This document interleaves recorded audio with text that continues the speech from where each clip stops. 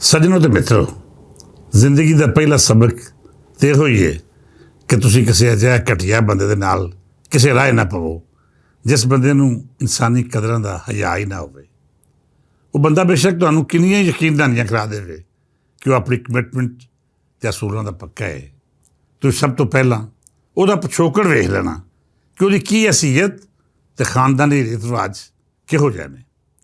ਜੇ ਤਾਂ ਕੋਈ ਚੰਗੇ ਟੱਬਰ ਜਾਂ ਖਾਨਦਾਨ ਨਾਲ ਜੁੜ ਰੱਖਣ ਵਾਲਾ ਹੋਵੇ ਤਾਂ ਫਿਰ ਤੁਹਾਨੂੰ ਕਦੀ ਵੀ ਇਸਤੇਮਾਲ ਕਰਕੇ ਆਪਣੇ ਮੁਫਾਦਾਂ ਦੀ ਸੂਲੀ ਉੱਤੇ ਨਹੀਂ ਟੰਗੇਗਾ। ਅਤੇ ਜੇ ਕੋਈ ਖੱਚ ਜ਼ਮਾਨੇ ਦਾ ਆਪਣੀ ਅਸਲ ਬਦਲ ਕੇ ਚੰਗੇ ਹੋਣ ਦਾ ਨਾਟਕ ਕਰੇ ਫਿਰ ਯਾਦ ਰੱਖਣਾ ਉਹ ਜਨਾਨੀ ਹੋਵੇ ਜਾਂ ਬੰਦਾ ਕਿਸੇ ਨਾ ਕਿਸੇ ਥਾਵੇਂ ਸੱਪ ਭਾਰ ਤੁਹਾਨੂੰ ਜ਼ਰੂਰ ਡੰਗੇਗਾ। ਪਿਛਲੇ ਦਿਨਾਂ ਵਿੱਚ ਮੈਂ ਕੁਝ ਸੱਪ ਨਮਾਜ਼ਨਾਰੀਆਂ ਦੀ ਗੱਲ ਕੀਤੀ ਜਿਹੜੀਆਂ ਔਰਤ ਹੋਣ ਦੇ ਤਕੱਦਸ ਅਤੇ ਵਕਾਰ ਉੱਤੇ ਹਰਗਿਜ਼ ਪੂਰਾ ਨਹੀਂ ਉਤਰਦੀਆਂ। ਆਖਰ ਨੂੰ ਤੇ ਉਹ ਉਸੇ ਜ਼ਨਾਨੀ ਜ਼ਾਤ ਨਾਲ ਤਾਲੁਕ ਰੱਖਦੀਆਂ ਨੇ ਜਿਹਦੇ ਵਿੱਚ ਸਾਨੂੰ ਦੁਨੀਆ ਦੇ ਸਾਰੇ ਮੁਕੱਦਰ ਰਿਸ਼ਤੇ ਵਿਖਾਈ ਦਿੰਦੇ ਨੇ, ਜਾਂ ਫਿਰ ਵਫਾ ਦੀ ਉਹ ਦੇਵੀ ਨਜ਼ਰ ਆਉਂਦੀ ਹੈ ਜਿਹਦੀਆਂ ਕਸਮਾਂ ਖਾ ਕੇ ਅਸੀਂ ਰਿਸ਼ਤੇ ਨਾਤੇ ਅਤੇ ਮੁਹੱਬਤਾਂ ਦੇ ਜਜ਼ਬਾਤ ਨਿਭਾਉਂਦੇ ਹਾਂ। ਮਿੱਤਰ ਪਿਆਰਿਓ, ਜ਼ਨਾਨੀ ਸਿੱਧੇ ਰਾਹ ਪਵੇ ਅਤੇ ਉਸ ਨੂੰ ਨੇਕ ਅਤੇ ਉੱਚੇ ਕਿਰਦਾਰ ਵਾਲਾ ਕੋਈ ਨਹੀਂ ਹੋ ਸਕਦਾ। ਅਤੇ ਜੇ ਉਹ ਜ਼ਨਾਨੀ ਪੁੱਠੇ ਰਾਹ ਟੁਰ ਪਵੇ ਅਤੇ ਆਪਣੀ ਜ਼ਾਤ ਨਾਲ ਜੁੜੀ ਹੋਈ ਮੁਕੱਦਸ ਰੀਤ ਦੀ ਚੁੰਨੀ ਲਾਹ ਕੇ ਇੱਕ ਪਾਸੇ ਰੱਖ ਦੇਵੇ ਫਿਰ ਯਾਦ ਰੱਖੋ ਉਹਦੀਆਂ ਹਰਕਤਾਂ ਵੇਖ ਕੇ ਸ਼ੈਤਾਨ ਵੀ ਸ਼ਰਮਾਏਗਾ ਅਤੇ ਬੁੱਲ੍ਹਾਂ ਵਿੱਚ ਉਂਗਲੀ ਲੈ ਕੇ ਇਹ ਆਖੇਗਾ ਕਿ ਅਜਿਹਾ ਚਵਲ ਤਾਂ ਮੈਂ ਵੀ ਨਹੀਂ ਸਾਂ ਜੋ ਅਖੀਰ ਇਸ ਕਰ ਦਿੱਤੀ, ਇਹ ਤਾਂ ਮੈਨੂੰ ਕਦੀ ਸੁੱਝੀ ਵੀ ਨਹੀਂ ਸੀ। ਜ਼ਨਾਨੀ ਸਿਆਲਕੋਟ ਦੀ ਨੈਣ ਹੋਵੇ ਜਾਂ ਫਿਰ 7 ਸਮੁੰਦਰ ਪਾਰ ਜਾ ਕੇ ਆਪਣੇ ਨਾਂ ਦੇ ਨਾਲ ਚੁਦਰਾਇਣ ਲਿਖਵਾ ਲਵੇ, ਜ਼ਾਤ ਬਦਲਣ ਨਾਲ ਕਿਰਦਾਰ ਨਹੀਂ ਬਦਲਦੇ। ਜੋ ਤੁਹਾਡੀ ਬੁਨਿਆਦ ਵਿੱਚ ਹੁੰਦਾ ਹੈ ਉਹ ਤੁਹਾਡੇ ਮੂੰਹ ਉੱਤੇ ਵੀ ਵਿਖਾਈ ਦਿੰਦਾ ਹੈ। ਇੱਕ ਨਿੱਕੇ ਪਿੰਡ ਦੀ ਨੈਣ ਜਦੋਂ ਕਿਸੇ ਵੱਡੇ ਸ਼ਹਿਰ ਜਾ ਕੇ ਆਪਣੇ ਆਪ ਨੂੰ ਉੱਚੇ ਖਾਨਦਾਨ ਨਾਲ ਜੋੜਨ ਦਾ ਨਾਟਕ ਕਰੇਗੀ ਤਾਂ ਯਕੀਨ ਮੰਨੋ ਉਹਦੇ ਹਰ ਅਮਲ ਵਿੱਚ ਵਿਖਾਈ ਦੇਗਾ ਕਿ ਉਹਦੇ ਵਿੱਚ ਕੋਈ ਹੀਰ ਫੇਰ ਹੈ ਵੇ। ਮੈਂ ਇਹ ਨਹੀਂ ਆਖਦਾ ਖੁਦਾ ਨਖਾਸਤਾ ਨੈਣ ਹੋਣਾ ਕੋਈ ਬੁਰੀ ਗੱਲ ਹੈ। ਸਾਡੇ ਸਮਾਜ ਦਾ ਇੱਕ ਵੱਡਾ ਸਤੂਨ ਇਸ ਬਰਾਦਰੀ ਨਾਲ ਜੁੜਿਆ ਹੋਇਆ ਹੈ। ਸਾਡੇ ਸਮਾਜ ਨੂੰ ਤਸ਼ਕੀਲ ਦੇਣ ਵਿੱਚ ਇਸ ਬਰਾਦਰੀ ਦਾ ਬੜਾ ਹੀ ਯੋਗਦਾਨ ਹੈ। ਪਰ ਮਿੱਤਰੋ, ਜਿਹੜਾ ਮਾਛੀ ਜਾਂ ਨਾਈ ਜਾਂ ਕਿਸੇ ਵੀ ਮਾੜੀ ਬਰਾਦਰੀ ਦਾ ਹੋ ਕੇ ਚਵਲ ਹੈ ਉਹ ਚੌਧਰੀ ਅਖਵਾ ਕੇ ਵੀ ਚਵਲ ਹੀ ਰਹੇਗਾ। ਅਤੇ ਜਿਹੜਾ ਮਾੜਾ ਜਾਂ ਕਿਸੇ ਮਾੜੀ ਕੌਮ ਦਾ ਬੰਦਾ ਹੋ ਕੇ ਬੰਦੇ ਦੇ ਪੁੱਤਰਾਂ ਪੇਸ਼ ਆਵੇ, ਆਪਣੇ ਮੋਸਨਾਂ ਦਾ ਹਿਆ ਕਰੇ, ਉਹ ਬੇਸ਼ੱਕ ਆਖਣ ਨੂੰ ਤੇ ਮਾੜੀ ਕੌਮ ਨਾਲ ਤਾਲੁਕ ਰੱਖਦਾ ਹੋਵੇਗਾ ਪਰ ਹਕੀਕਤ ਵਿੱਚ ਅਸਲ ਚੌਧਰੀ ਉਹੋ ਹੀ ਹੈ ਜਿਹਦੇ ਸ਼ਰ ਤੋਂ ਉਹਦੇ ਮੋਸਨ ਮਹਿਫੂਜ਼ ਹੋਣ ਅਤੇ ਉਹ ਲੋਕ ਜਿਨ੍ਹਾਂ ਉਹਦੇ ਉੱਤੇ ਅਹਿਸਾਨ ਕੀਤਾ, ਇੱਜ਼ਤ ਅਤੇ ਮਾਣ ਦਿੱਤਾ, ਉਹਨਾਂ ਦੇ ਖਿਲਾਫ ਬਕਵਾਸ ਨਾ ਕਰੇ। ਮਿੱਤਰ ਪਿਆਰਿਓ, ਮੈਂ ਤਾਂ ਆਪਣੇ ਤਜਰਬੇ ਲਿਖ ਰਿਹਾ ਸਾਂ। ਪੂਰੀ ਹਯਾਤੀ ਲੋਕਾਂ ਨਾਲ ਵਰਤਦਿਆਂ ਗੁਜ਼ਰੀ। ਮੈਂ ਤਾਂ ਸਿਰਫ ਇਹ ਦੱਸ ਰਿਹਾ ਸਾਂ ਕਿ ਜੇਕਰ ਤੁਸੀਂ ਇੱਕ ਪਾਸੇ ਜ਼ਨਾਨੀ ਨੂੰ ਅਜ਼ਮਤ ਅਤੇ ਵਕਾਰ ਦਾ ਪੈਕਰ ਕਰਾਰ ਦਿੰਦੇ ਹੋ ਤਾਂ ਦੂਜੇ ਬੰਨੇ ਉਹਦੀਆਂ ਹਮ ਜਿਨਸ ਕੁਝ ਅਜਿਹੀਆਂ ਚਾਤਰ ਅਤੇ ਚਲਾਕ ਔਰਤਾਂ ਵੀ ਨੇ ਜਿਨ੍ਹਾਂ ਤੋਂ ਚਤਰਾਈ ਆਪ ਨਾ ਮੰਗਦੀ ਹੈ। ਮੈਂ ਕੁਝ ਅਰਸਾ ਪਹਿਲਾਂ 3 ਅਜਿਹੇ ਕਿਰਦਾਰ ਬੜੇ ਨੇੜੇ ਹੋ ਕੇ ਵੇਖੇ। ਇਹਨਾਂ 3 ਕਿਰਦਾਰਾਂ ਦੇ ਆਪਣੇ ਆਪਣੇ ਨਫਸੀਆਤੀ ਮਸਾਇਲ ਸਨ ਅਤੇ ਆਪਣੀਆਂ ਲੋੜਾਂ ਜਿਨ੍ਹਾਂ ਦੀ ਗੁਲਾਮੀ ਕਰਕੇ ਇਹਨਾਂ ਨੇ ਔਰਤ ਹੋਣ ਦੀ ਅਜ਼ਮਤ ਨੂੰ ਮਿੱਟੀ ਥੱਲੇ ਰੋੜ ਛੱਡਿਆ। ਇੱਕ ਜ਼ਨਾਨੀ ਪੰਜਾਬ ਦੀ ਮਾਮੂਲੀ ਸਾਫੀ ਹੋਣ ਤੋਂ ਸਫ਼ਰ ਸ਼ੁਰੂ ਕਰਦੀ ਹੈ ਅਤੇ ਅਖੀਰ 7 ਸਮੁੰਦਰ ਪਾਰ ਆਪਣੇ ਆਪ ਨੂੰ ਅਜਿਹਾ ਦਾਨਸ਼ਵਰ ਅਤੇ ਸ਼ਾਇਰ ਦੇ ਰੂਪ ਵਿੱਚ ਪੇਸ਼ ਕਰਨ ਦੀ ਝੂਠੀ ਕੋਸ਼ਿਸ਼ ਕਰਦੀ ਹੈ ਜਿਹੜਾ ਇੱਕੋ ਵੇਲੇ ਸ਼ਾਇਰ ਵੀ ਹੈ ਅਤੇ ਨਸਲਨਗਾਰ ਵੀ।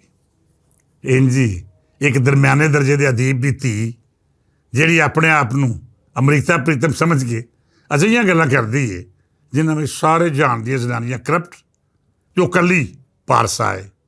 ਅਜਿਹੀ ਝੱਲੀ ਜ਼ਨਾਨੀ ਨੂੰ ਮੈਂ ਸਿਰਫ ਇਹੋ ਆਖਾਂਗਾ ਕਿ ਜਿਹੜੇ ਲੋਕ ਇੱਜ਼ਤ ਦੇਣਾ ਜਾਣਦੇ ਨੇ, ਜੇਕਰ ਉਹ ਆਪਣੇ ਅੱਖਰ ਵਾਪਸ ਨਾ ਵੀ ਲੈਣ ਤਾਂ ਫਿਰ ਵੀ ਤੁਸੀਂ ਆਪਣੇ ਮੁਕਾਮ ਤੋਂ ਇੰਝ ਦੇਖਦੇ ਹੋ ਜਿਵੇਂ ਕੋਈ ਕੱਟੀ ਹੋਈ ਪਤੰਗ ਬੇਹਵਾ ਹੋ ਕੇ ਅਸਮਾਨ ਦੀ ਬੁਲੰਦੀ ਤੋਂ ਭੋਏ ਉੱਤੇ ਆਣ ਡਿੱਗਦੀ ਹੈ।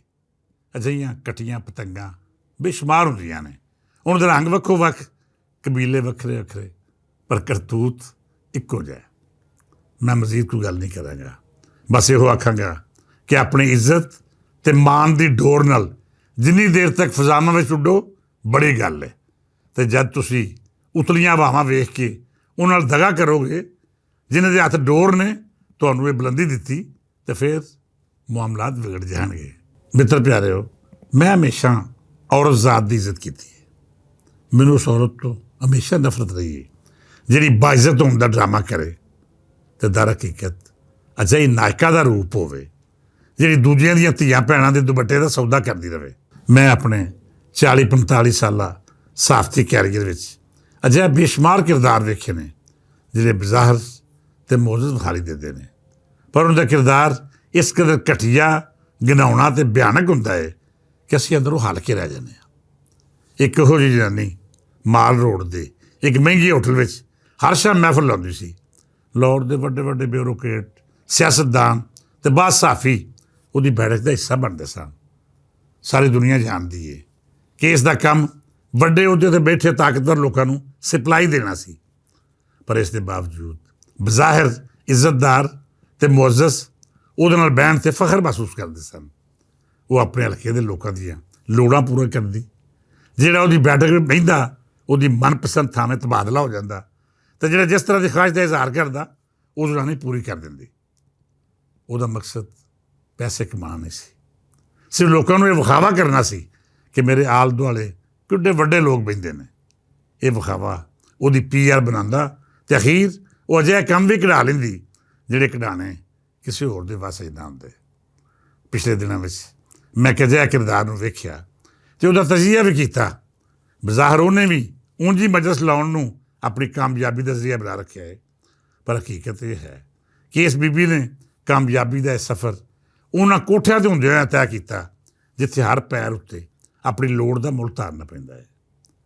ਇਹਨੇ ਆਪ ਕਿੰਨਾ ਮੁੱਲ ਧਾਰਿਆ ਜਾਂ ਫਿਰ ਇਹਦੇ ਹਿੱਸੇ ਦਾ ਮੁੱਲ ਜਿਹੜੀਆਂ ਦੂਜੀਆਂ ਮਾਸੂਮ ਅਤੇ ਮਾੜੇ ਘਰਾਂ ਦੀਆਂ ਕੁੜੀਆਂ ਧਾਰਦੀਆਂ ਰਹੀਆਂ, ਉਹਨਾਂ ਦਾ ਤਾਂ ਕੋਈ ਹਿਸਾਬ ਹੀ ਨਹੀਂ।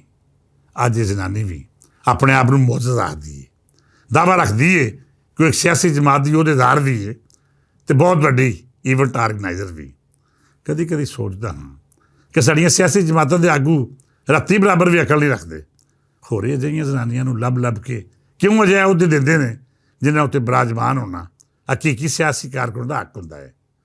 ਪਰ ਫਿਰ ਸੋਚਦਾ ਹਾਂ ਕਿ ਬਈ ਸਾਡੇ ਸਿਆਸੀ ਜਮਾਤਾਂ ਦੇ ਨਾਮ ਨਾਲ ਲੀਡਰ ਵੀ ਤੇ ਆਪਣੇ ਦਿਮਾਗ ਦੀ ਥਾਵੇਂ ਕਿਸੇ ਹੋਰ ਸ਼ੈ ਨਾਲ ਸੋਚਦੇ ਨੇ, ਤਾਂ ਹੀ ਉਹ ਅਜਿਹੀਆਂ ਜ਼ਨਾਨੀਆਂ ਨੂੰ ਨਵਾਜ਼ਦੇ ਨੇ ਜਿਹੜੀਆਂ ਉਹਨਾਂ ਦੇ ਆਰਾਮ ਅਤੇ ਅਯਾਸ਼ੀ ਦਾ ਖਾਸ ਖਿਆਲ ਰੱਖਣ।